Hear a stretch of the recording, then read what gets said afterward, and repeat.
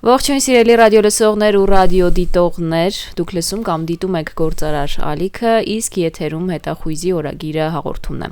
Առաջին խոսափողի մոտ հաղորդման հեղինակն է Վովա Վարդանովը, իսկ երկրորդ խոսափողի մոտ ձեզ համար աշխատում եմ ես, Սաթենիկ Զախարյանս։ Բարև ձեզ, պարոն Վարդանով։ Բարև։ Ճիշտ է, այսօրվա թեման, որը պիտի քննարկենք, մենք արդեն իսկ հաղորդումներից մեկում անդրադարձել ենք դրան, բայց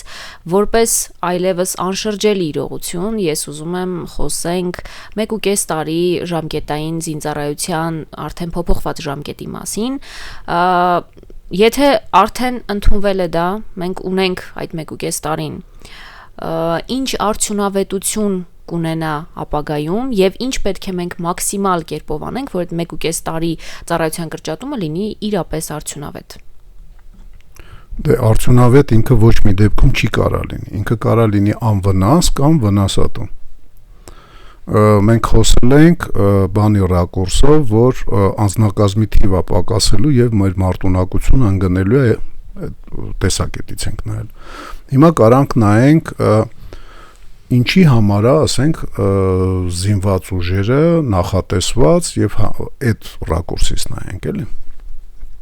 Ուրեմն գործող զինված ուժերի մասին է խոսքը, որի մի մասը մոտավորապես ստացվում է 15%-ից 20%-ը մենք էլ չենք հավաքագրելու։ Նախ մարտի ժամանակ, ուրեմն մարտունակության կորուստի տարբեր տոկոսներ կան, հոգեբանական, ֆիզիկական, ուրեմն երբ որ դու կորցնում ես 5-ից 7%-ը եւ հոգեբանորեն դու պատրաստ չես դրան, նորմալ վարժանքներ չես անցել,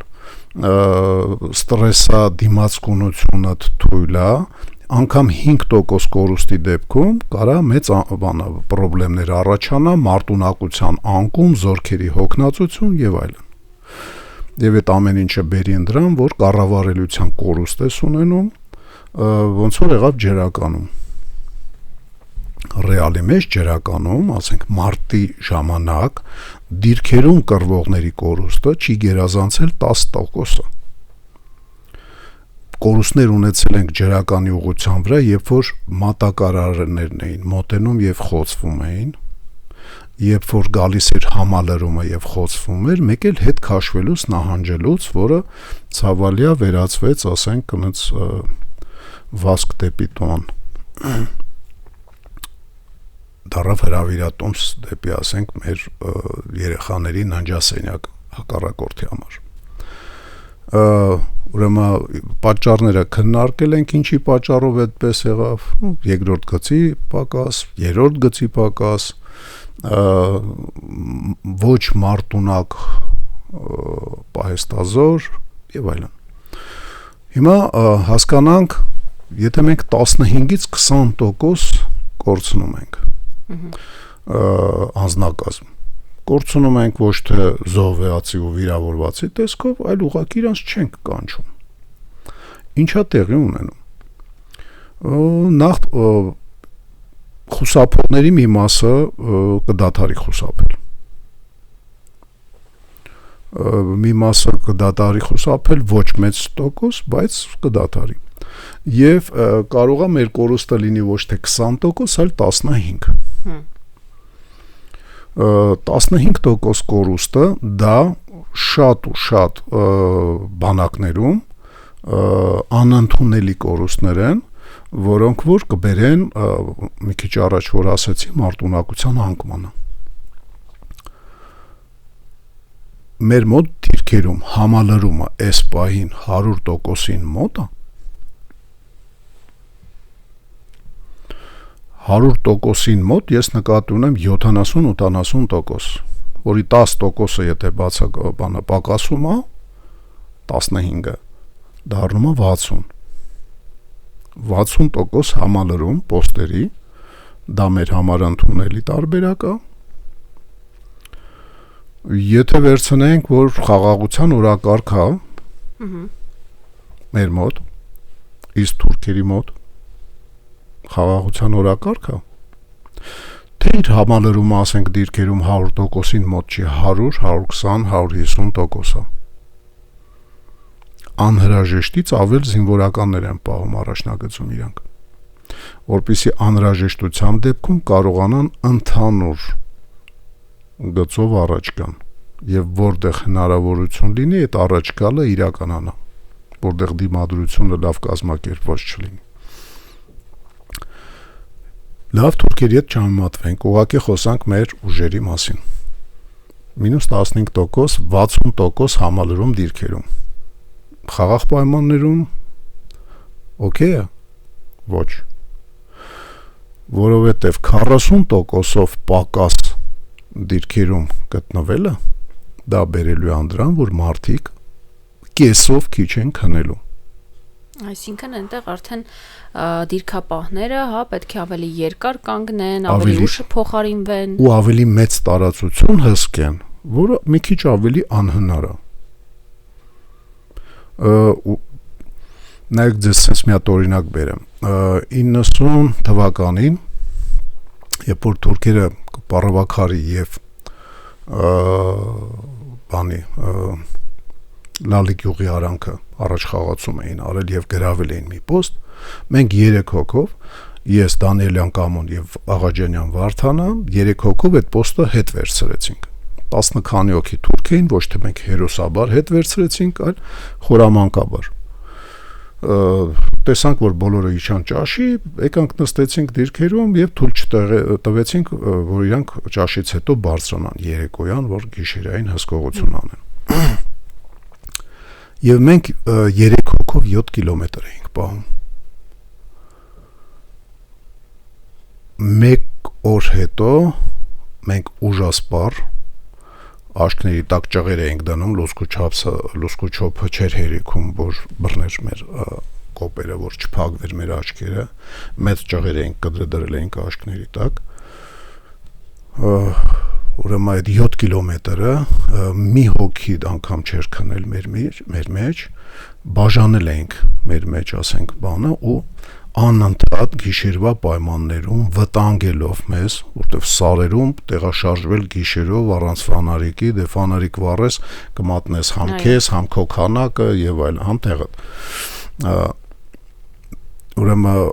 այտենց հսկում էինք այդ 7 կիլոմետրը պոստից պոստ, այդ վաղտ շատ ավելի հեռու էին պոստերը դրված։ Երբ որ մի օր հետո մեզ փոխարինողներ Յանի մեկան, մենք ուրախությունից մեզ կորցրել էինք, բայց հետո որ չմնացին, ասելով մերոնք չեն, այն վաղտ մենք հիմարաբար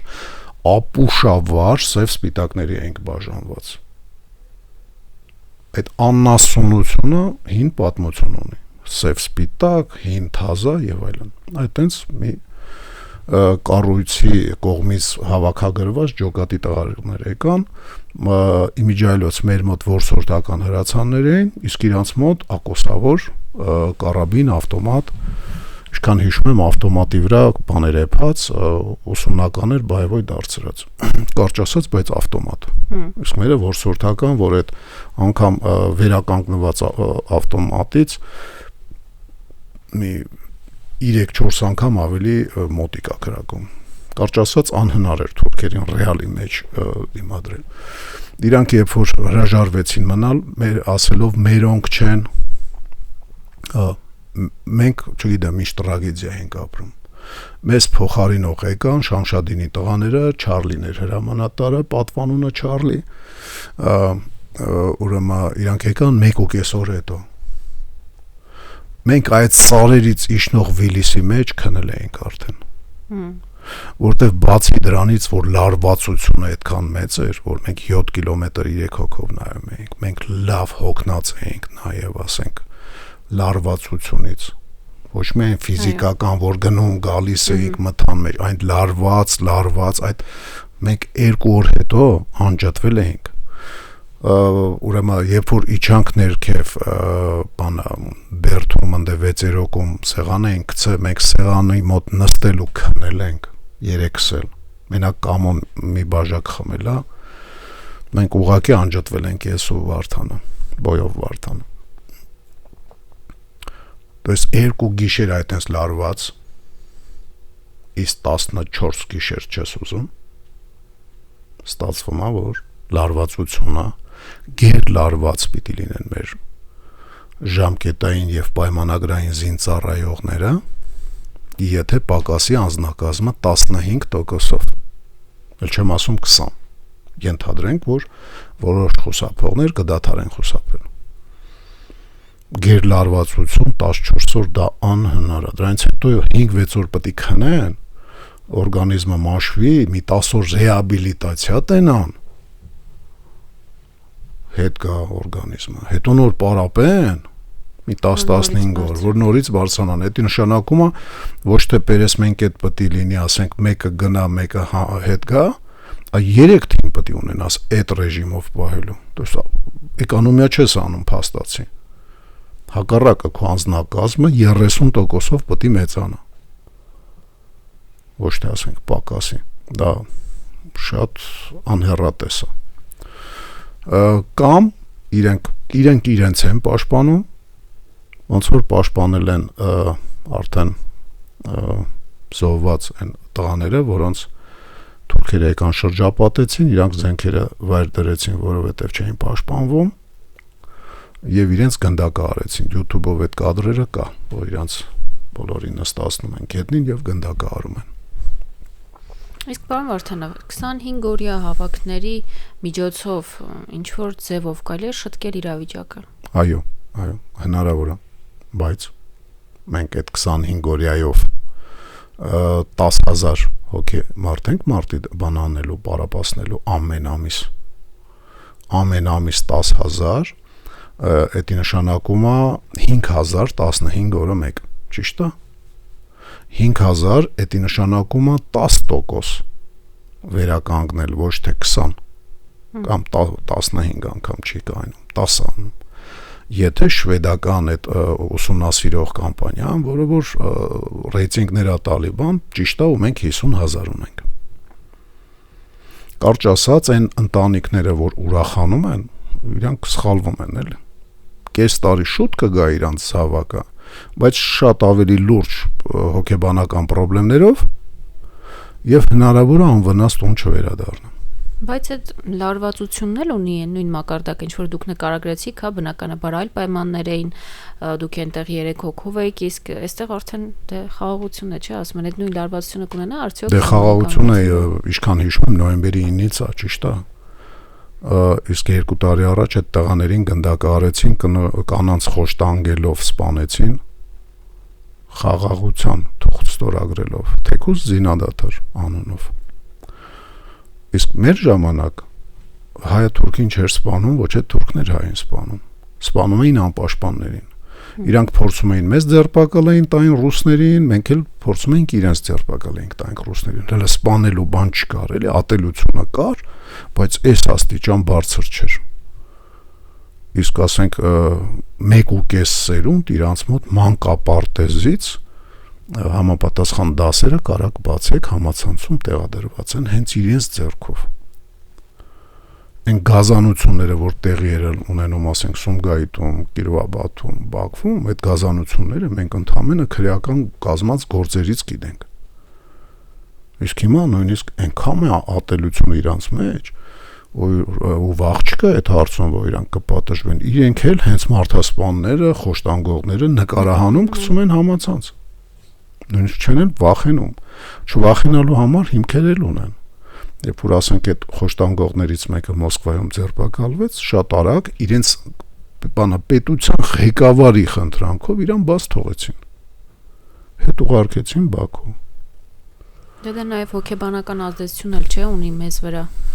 Մենք որպես դիտող, երբ որ նայում ենք ինչ գործողություններ են իրենք իրականացրել մեր զինվորների կամ մեր երկրի քաղաքացիների նկատմամբ, դա նաև վախի մթնոլորտ է ստեղծում։ Այո, այտենց վախ իրանց վրա ազդում էր, ասենք Խոջալուն, չնայած Խոջալուն իրանք էին արել,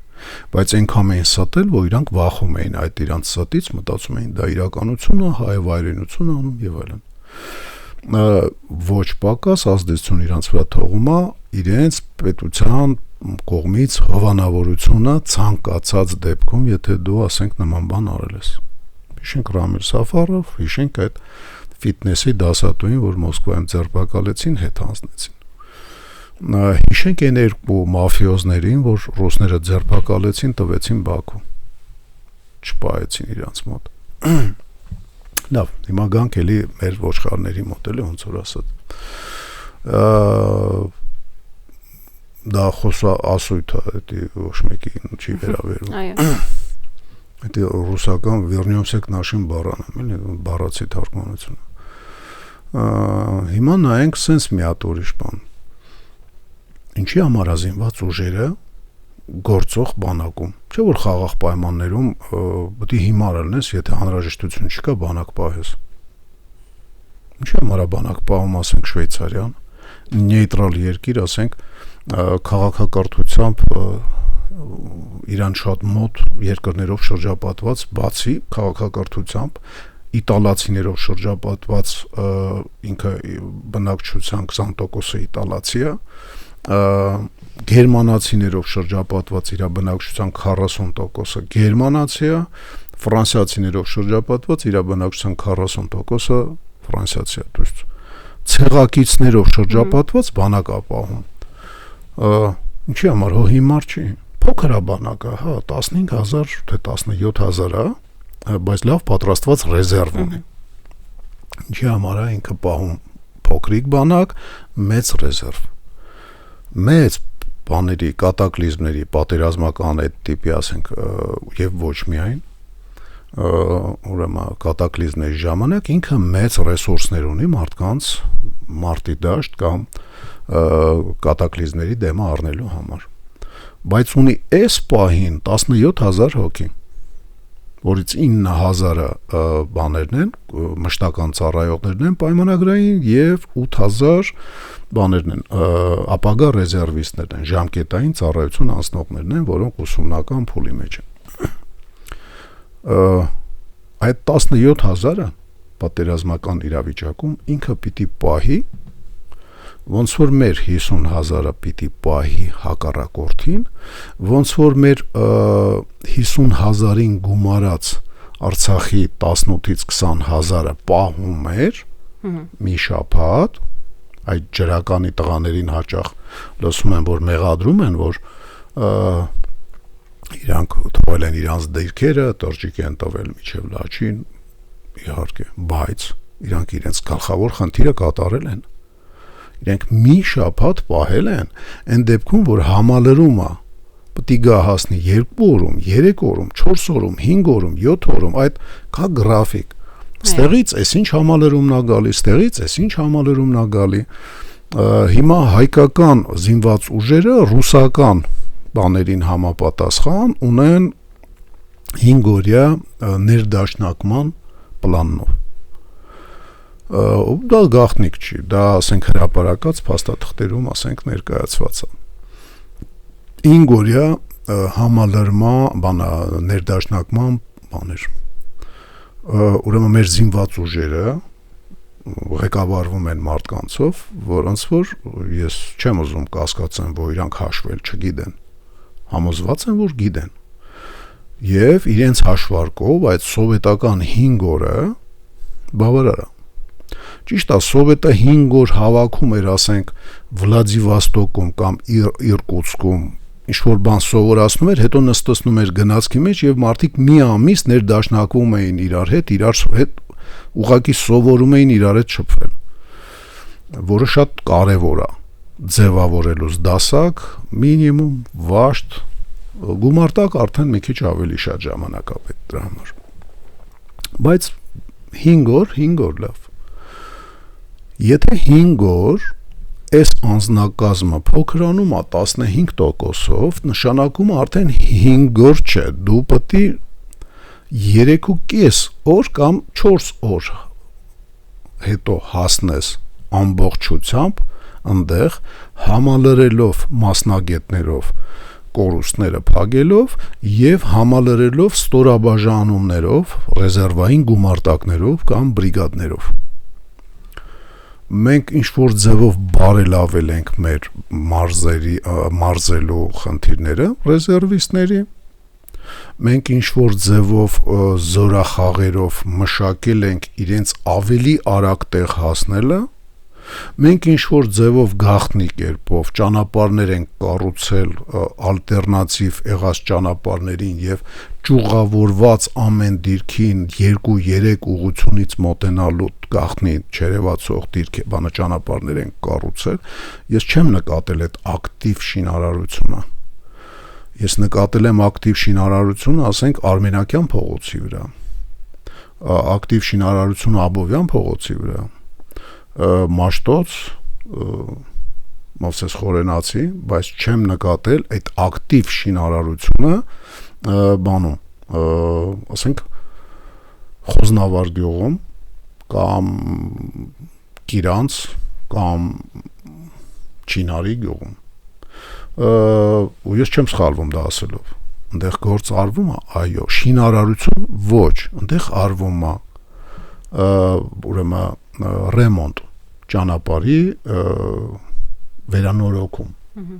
իսկ նոր ճանապարհներ, որտեվ չվերանորոգվածով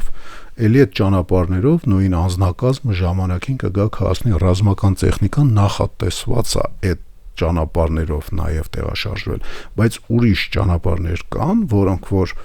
նոր են կառուցվել, ես չեմ նկատել։ Համոզված եմ թուրքերն էլ չեն նկատել, որտեղ իրանք ինձանից շուտ են տեսնում մեր մոտ ինչ կատարվում, առաջնագծում եւ իր հետևը։ Կարճ ասած, ես համոզված չեմ,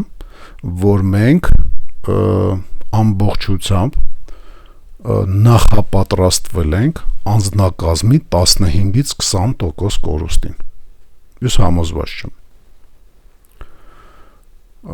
Ասեմ ավելին, համոզված եմ, որ մենք տիպիկ, կարծում եմ դա բանա գալիս է տարբեր կայսրությունների մեջ դարերով ապրելու արդյունքում ձևավորվել մեր մոտ, որ ոնց կլինի, մեկը ինձանից բան կախված չի։ Թող Ստամբուլի գլուխը ցավա, թող Սպահանի գլուխը ցավա, թող Սանկտ Պետերբուրգի գլուխը ցավա, ոնց կլինի։ Տենց վերաբերվել են ուրեմն օկուպացված արևմտյան Հայաստանում գտնված թուրքական կառավարիչները եւ զորքերը, տենց էին նախապատրաստվել, ասենք, առաջի համաշխարհայինին ամենայն դեպս։ Տենց էին իրենց պահում Կովկասի, ասենք, փոխարքան իր գլխավոր իր շտաբով, տենց էր Իրանը վերաբերվում, ասենք, այս կողմերի ուղղության վրա, то есть գլխավոր ուղղությունը իր անմիջապես դեպի Թուրքիան էր մի ժամանակ, բայց վերջի 200 տարին այտենց չէր։ Եվ մենք գտնվելով այդ տարբեր կայսրությունների տակ, փաստորեն կոպիտ բառ կա, որ ստրուկի հոգեբանություն, կարելի է այտենց չասել, ենթակայի հոգեբանությունով ենք տառապում, չենք հասկանում, որ մեր որոշումներն է այս պահին կարևոր, եւ այնտեղ ինչ որ ձյաձյա մեր տեղը չի որոշում, բայց մեկը մեզ պահում ենք այնց, ոնց որ ինչ որ ձյաձյա է որոշում,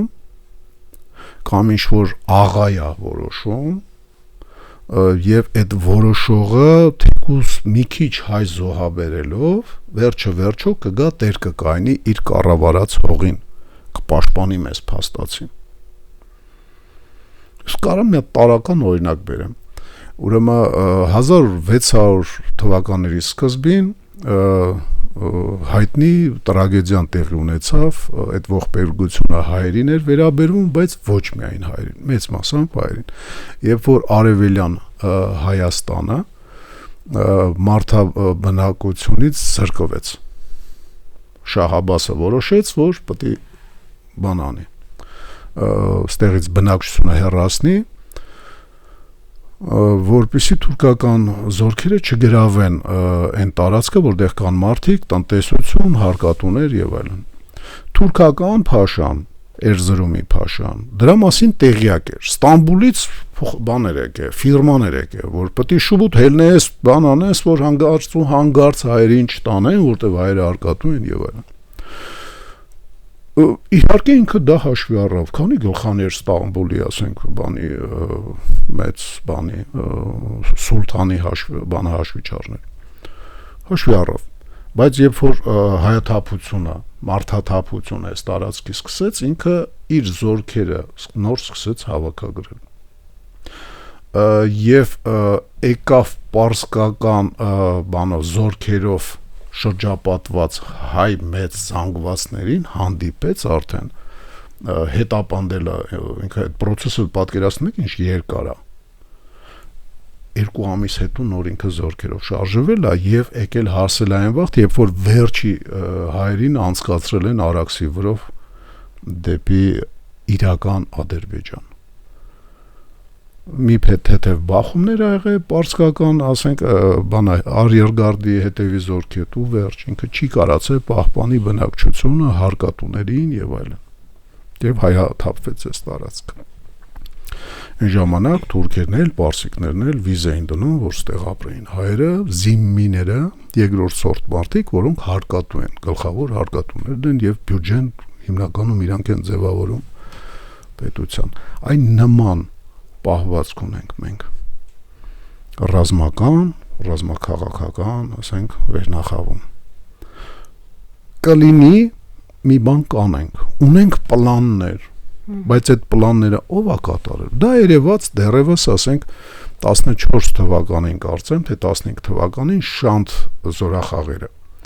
երբ որ նախորոք մի տարի առաջ այդ բանը զորախաղեր, բայց ընդհանուր բոլոր նախարարություններն էին մասնակցում, բաններ մասնակցում, պետական այդ պատմական թանգարանը, Կարծինի գալերեան, ով ասես մասնակցում էր դրան, էլի։ Մի տարի առաջ գիտեին։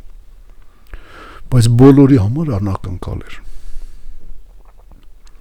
Բնական է գլխավոր ֆոնդերը չտեղափոխվան, շուտ թաքստոցներ այդ գալերեայի ոնց որ թե չգիտեմ այդ իրականությունա թե չէ, թող